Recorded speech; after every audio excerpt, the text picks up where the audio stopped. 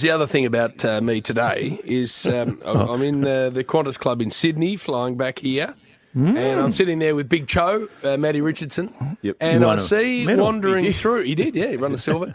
I see wandering through the Qantas Club, Ethan. Oh, no, our stats man. Sir Lunchalot. Huey. And the Peoples.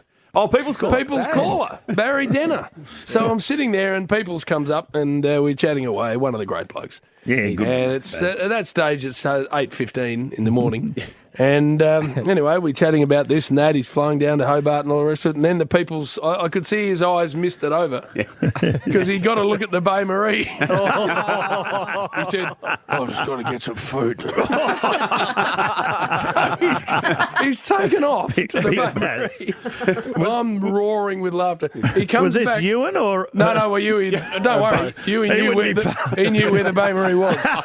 Whereas Peoples hadn't seen it before. Anyway, so Peoples comes back past me about 5 minutes later, and he's got a plate on which, Bernard, there was a toasted sandwich. Yes. I said, that's nowhere near enough food for you, Peoples. He goes, this is the second plate. I've already got one full over the back. What a ripper. People's. One of the best men. Now, when you travelled too, Jim, which you did yesterday for the Channel 7 coverage of the Swans Collingwood game, I like to set my spies off at the SCG because you once famously on Triple M made note of not being able to have access to the, as you referred to it, the green, if you haven't played the sport in question. No, and you haven't played football. You claim you played cricket at a lower level than most of the people you work with, but you haven't played football. But again, my spies at the SCG, Bern and Bill, had Jim not only on the green, but out in the very centre of the green where he claims he once used to break runs out on the middle. Didn't make any. He was inspecting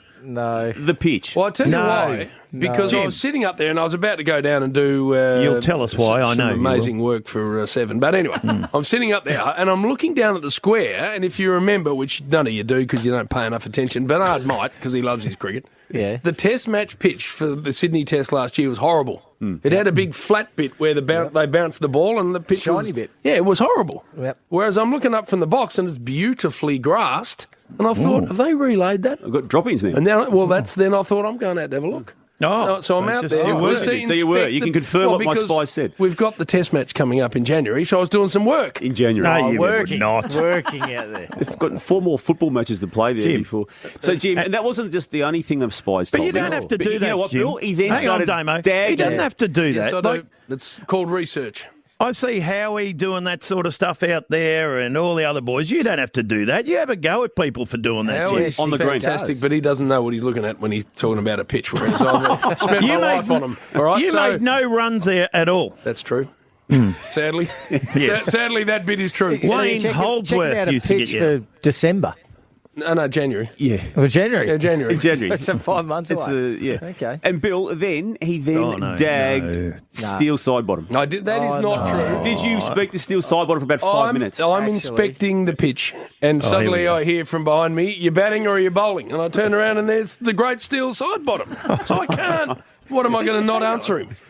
Bill, what are we dealing He wanted to pick my brains on cricket because his brother played for Victoria. He too, He did, bloody oath, he He was a did. fast bowler, wasn't he? Fast bowler. Yeah. So just a quiet conversation, Fat, and then I wandered off. Are you getting ahead of yourself, No. do you reckon? Oh, we have been for 25 years. We know that. We know when? Shane Warne's had many rules of life. Yes. Never hold hands. No. Was one of them. And always get ahead of yourself was one of his other ones. So all I'm doing is channeling the great man. If you've got reason to at least contemplate getting ahead of Warney yourself, Jim. probably had a bit more riz. in his armoury. He had a bit more riz. Anyway, shut up, Purple.